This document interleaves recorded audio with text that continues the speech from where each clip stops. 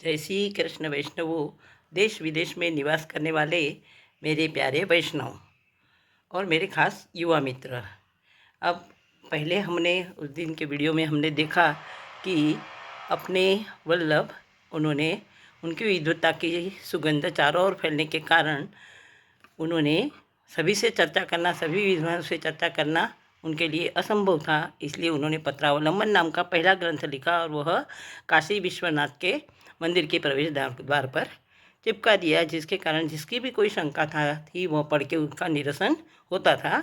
जिसका नहीं होता था वो वहाँ पर उनके साथ चर्चा करने आते थे। उसके बाद अपने वल्लभ वृंदावन पधारे, वहाँ उन्होंने भागवत का पारायण किया।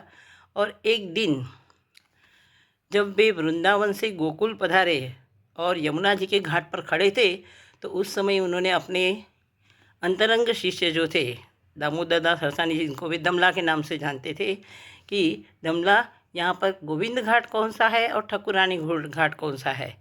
तो उनकी इस चिंता की उनकी चिंता का निवारण करने के लिए यमुना जी खुद पधारे, खुद उन्हें दर्शन दिए और कहा, आप जहाँ पर खड़े हो वो गोविंद घाट है और बाजू का जो है वह ठाकुरानी घाट है।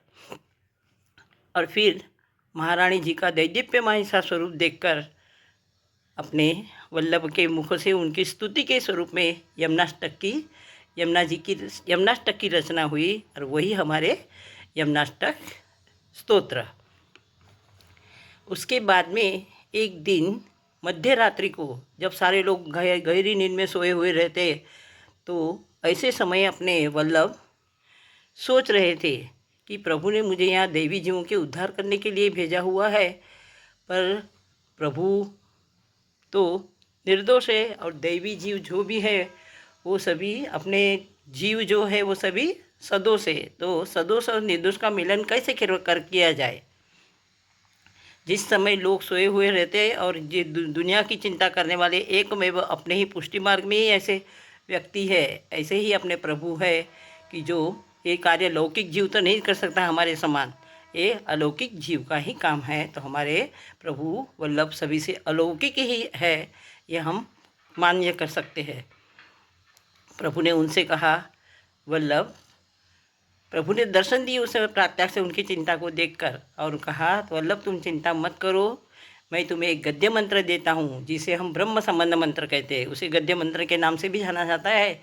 तो मैं तुम्हें वो गद्य मंत्र देता हूँ, वो तुम अपने भक्तों को देकर ब्रह्म संबंध करवाना। तुम जिनका हाथ मेरे हाथ में सौंपोगे, भले ही वह व्यक्ति या वही भक्त वैष्णव कोई भी कहो, वह यदि सदोष है, अवगुणों से भरा है, दुष्ट है, तो भी एक बार तुमने मुझे जिनका हाथ मुझे सौंप दिया है, मैं उन्हें कभी भी उनका नुकसान नहीं करूँगा या मैं उनका उद्धार ही करूँगा, भला ही करूँगा। तो ये कार्य तुमने करने का है। तो ऐसे समय प्रभु की स्तुति करने के लिए अपने वल्लभ ने 360 धागे का एक केसरी रंग से रंगा हुआ धागा, जो उससे उनकी पूजा की और बाद में उनको मिश्री भोग धराया। और उन्होंने उनके स्वरूप देखकर, प्रभु का स्वरूप तो हर तरीके से मधुर है, उन्होंने उस समय मधुराष्टक की रचना की। और वही मधुराष्टक जो हम कहते हैं मधुराष्टक स्तोत्र, क्योंकि प्रभु हर तरीके से मधुर थे, उनका उठना बैठना चलना, जैसे हम गाते हैं ना, रेणु मधुरा पादु मधुरा सृष्टि मधुरा रुष्टि मधुरा वगैरह, तो वो उनकी मधुर होने से सच में हम भी उससे प्रभावित होते हैं। और वही मधुराष्टक की रचना हमारे वल्लभ ने की है। और फिर बाद में उन्होंने और ये जो मंत्र उन्होंने दिया हुआ है वो प्रभु की सच में सही अर्थ में स्तुति है। और वही सबसे पहले वो मंत्र उन्होंने अपना खास अंतरंग शिष्य दमला दामोदर दास जी हरसानी को दिया और सिद्धांत रहस्य के द्वारा उस ब्रह्म संबंध मंत्र का उन्होंने महत्व समझाया।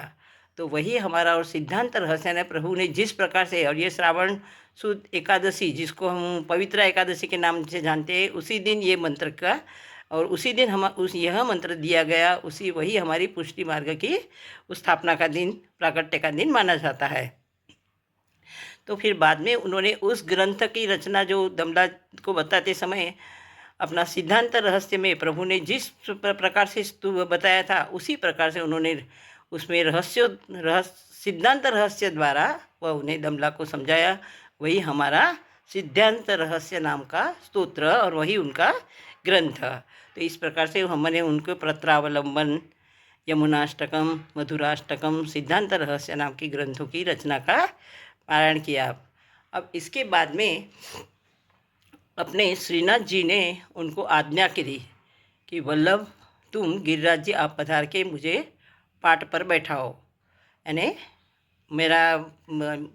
मेरी स्थापना करो। इस अर्थ से पाठ पर बैठाना माने स्थापना करना। अब अपने गिरिराज जी का प्रागट्य यानी श्रीनाथ जी का प्रागट्य पहले हस्त प्रकट हुआ था, सबसे पहले गिरिकंदरा में से, और उसके बाद में उनका मुखारविंद प्रकट हुआ। और वो भी मुखारविंद कब, जब अपने वल्लभ का प्रागट्य हुआ उस समय। इसीलिए वल्लभ को भी अपना श्रीनाथ जी का मुखारविंद इसको नाम से जानते हैं। तो इस प्रकार से अपने वल्लभ फिर वहाँ पहुँचे। भक्तों की सहायता से उन्होंने गिरिकंदरा में से उस स्वरूप को बाहर पधराया और फिर उनको पाठ पे बैठा के वहाँ की सेवा रामदास चौहान को दी और कीर्तन का कार्य कुंभन दास को दिया। उसके बाद वे पंढरपुर पधारे तो वहाँ उन्होंने विट्ठलनाथ जी को ये जो कार्य सभी उन्होंने कि अपना ब्रह्मचर्य व्रत का पालन कर रहे थे। तो वहाँ पर पंढरपुर पधारे तो वहाँ विट्ठलनाथ जी ने आज्ञा की कि आप अभी गृहस्थाश्रम धर्म का पालन करो। और बाद में उन्होंने गृहस्थाश्रम धर्म का पालन किया और धूमधाम से वहाँ जाकर उन्होंने अपनी माताजी का काशी जाकर माताजी के आज्ञा से उनके सजातीय ब्राह्मण की कन्या महालक्ष्मी जी से उनका विवाह धूमधाम से हो गया और सब परिवार के साथ में।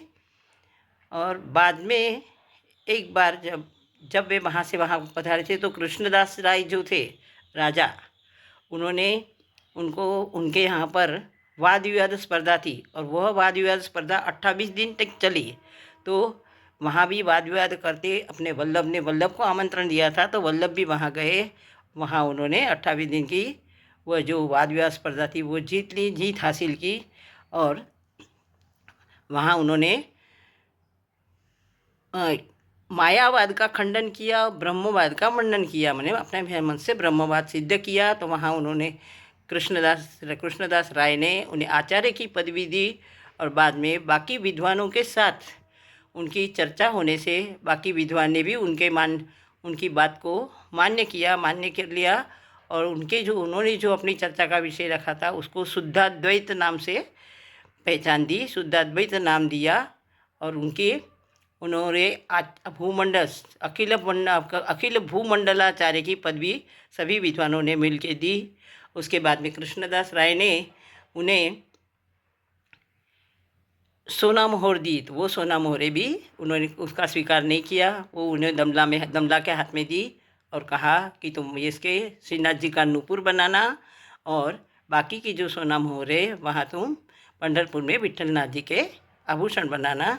इस प्रकार हमारे वल्लभ ने अपने कार्य से सभी वैष्णवों को आकर्षित करना तो नहीं कहेंगे, सभी वैष्णव उनसे प्रभावित हुए। जय श्री कृष्ण वैष्णव। आगे हम देखेंगे उनका गृहस्थाश्रम जीवन और बाकी का आगे का जैसे जैसे होगा वैसे हम बताते जाएंगे। तो जय श्री कृष्ण वैष्णव।